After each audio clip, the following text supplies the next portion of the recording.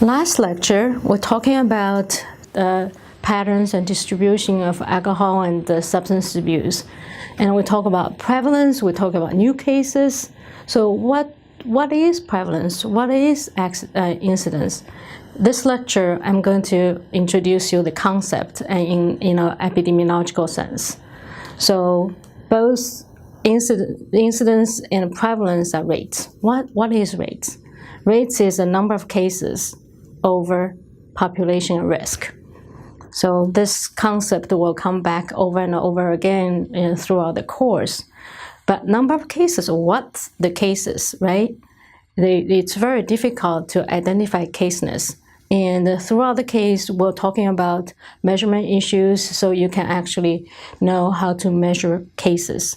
And we're talking about the screening tools, measurement tools, diagnosis tools, and the validity and a lot of the concept, epidemiological concept will be used here.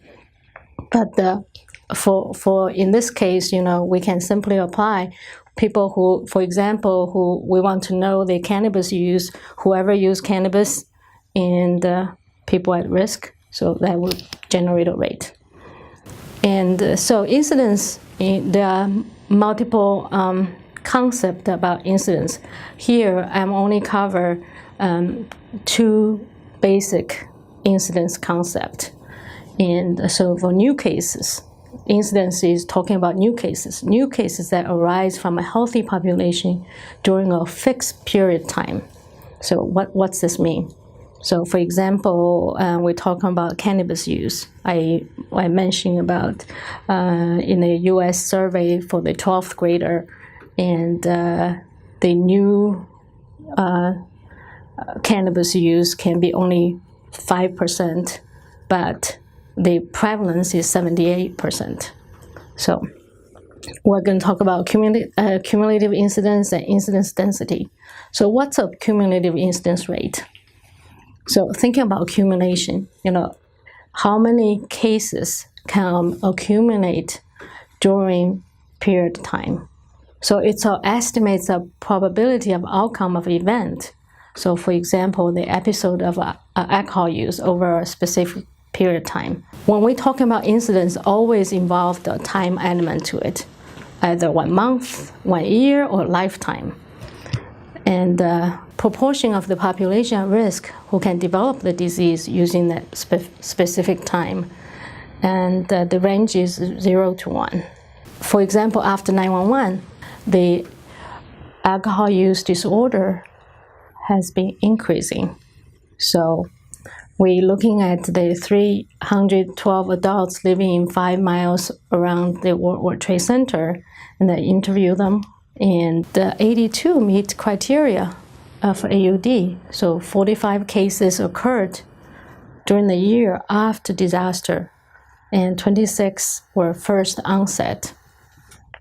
So the 1 year accumulated incidence is 26 over 228 people. So it's 11%. So the potential problem of the fixed cohort means in the denominator, there are 312 adults, and attrition can affect the numerators. Lost cases can often bias the subgroup because you lost cases, you don't know those people develop AUD or not. So what is prevalence? Prevalence is proportion of the individual who have the disease at a specific point of time. Like you cut the history right now, how many people get that particular disease? That means you have new disease, recurrent disease, and chronic disease, all included in the cases. In epidemiology, we're talking about point estimates, period estimates, and lifetime. So point estimates is the proportion of the individual who have disease during a specific time, for say today or September 15th or at that date.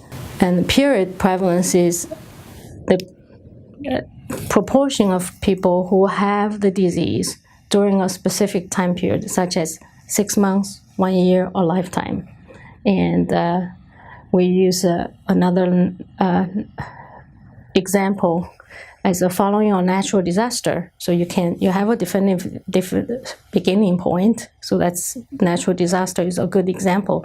And after that, 1 year period time, and what's the alcohol use disorder rates. So using the 911 as example, so we have 45 people diagnosed with AUD and over 312, so it's a 14% of the prevalence during 1 year. Lifetime is it's any time during their life.